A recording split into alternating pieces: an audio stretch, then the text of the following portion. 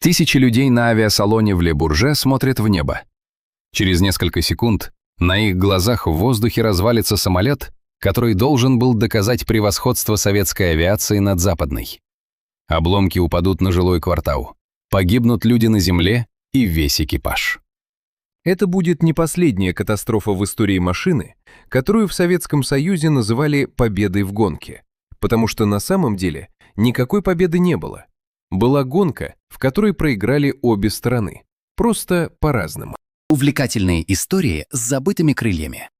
Начало 1960-х. Холодная война идет не только в космосе и на полигонах с ракетами, она идет и в небе, только в мирном, на первый взгляд, формате. Кто первым посадит пассажиров в сверхзвуковой лайнер? Британцы и французы объединяют усилия и в 1962 году подписывают соглашение о совместной разработке. Так рождается будущий «Конкорд».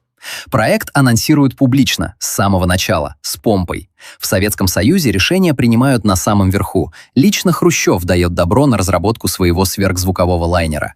Разработку поручают конструкторскому бюро Туполева. Дело не столько в пассажирских перевозках, сколько в престиже.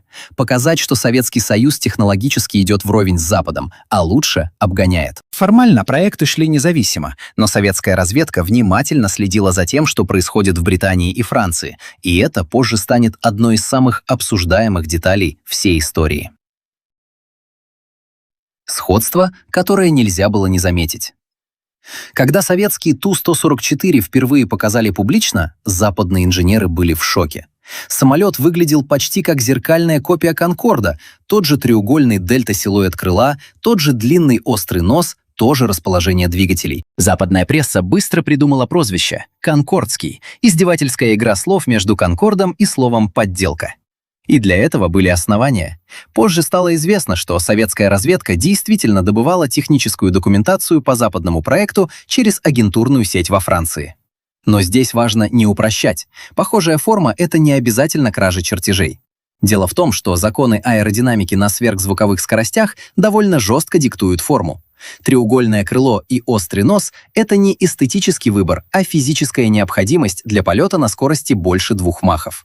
Многие западные инженеры, изучавшие Ту-144 позже, отмечали, что внутренние технические решения, двигатели, системы управления заметно отличались от «Конкорда». Так что правда где-то посередине. Советские конструкторы явно использовали разведданные, чтобы сократить путь к работающему решению. Но собственные инженерные задачи им все равно пришлось решать самим, причем в куда более сжатые сроки, чем у британско-французской команды. Гонка на износ. Происходит новый виток событий. Советское руководство поставило жесткую задачу — подняться в воздух раньше «Конкорда» любой ценой. Потому что это была витрина для всего мира. 31 декабря 1968 года Ту-144 совершает первый полет. Это происходит на 2 месяца раньше «Конкорда». В советской прессе — триумф. Советский Союз официально выиграл гонку. Но за кулисами все было не так однозначно. Чтобы успеть к этой дате, инженерам пришлось сокращать программу испытаний, торопиться с доводкой систем, которые еще не были готовы. Западные аналитики позже назовут это политической спешкой, которая будет стоить дорого. И действительно, будет. Катастрофа в Ле-Бурже. Возвращаемся к тому, с чего начали. 3 июня 1973 года. Международный авиасалон в Ле-Бурже под Парижем. Впервые Ту-144 демонстрируют западной публике вживую. Экипаж выполняет эффектный демонстрационный полет. Крутой набор высоты, попытка показать маневренность машины, которая должна впечатлить публику больше, чем показ «Конкорда» накануне. И в какой-то момент самолет входит в пике, из которого не может выйти. Машина разваливается в воздухе на высоте около 1000 метров. Погибают все 6 членов экипажа и 8 человек на земле. Обломки падают на жилой квартал городка Гусенвиль. Точная причина катастрофы до сих пор вызывает споры. По одной из версий, экипаж резко отклонил самолет, чтобы избежать столкновения с французским истребителем «Мираж», который в этот момент фотографировал Ту-144 по указанию французских спецслужб. По сути, вел разведку прямо во время авиасалона. По другой версии, дело было в отказе техники и попытке экипажа исправить ситуацию слишком резким маневром. Что бы ни было истинной причиной, эффект был один. Катастрофа на глазах у всего мира стала страшным ударом по репутации программы, от которого она уже никогда полностью не оправится. Что стало с обоими проектами? Ту-144 все же начал коммерческие пассажирские перевозки в 1977 году, на несколько лет позже «Конкорда». Но полеты были нерегулярными, самолет летал по одному внутреннему маршруту, и уже через 7 месяцев пассажирские рейсы прекратили. Формально из соображений безопасности после еще одной катастрофы, теперь уже во время испытательного полета. «Конкорд» продержался куда дольше, почти 27 лет коммерческой эксплуатации, в основном на трансатлантических рейсах между Лондоном, Парижем и Нью-Йорком. Но и его судьба оказалась не безоблачной. Заоблачная стоимость эксплуатации, шумовые ограничения, а в 2000 году катастрофа под Парижем, которая окончательно подорвала доверие к проекту.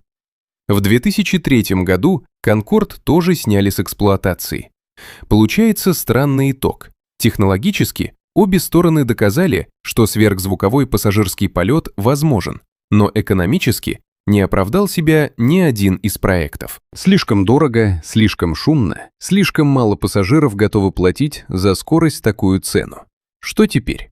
Гонка, которая должна была определить, чья авиационная школа сильнее, в итоге не выявила победителя.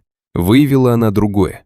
Иногда инженерный триумф и коммерческий смысл – это две совершенно разные вещи. Можно построить машину, которая обгонит звук, и все равно проиграть экономике.